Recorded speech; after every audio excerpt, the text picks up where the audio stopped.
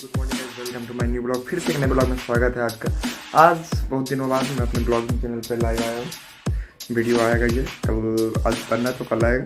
तो आज हम अपने निकल रहे हैं एटीएम कार्ड पिन भी बनाना है जाके, ऐसे का है। अपने निकलते हैं घर से।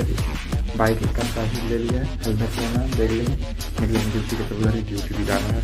ठीक है, मिलते हैं।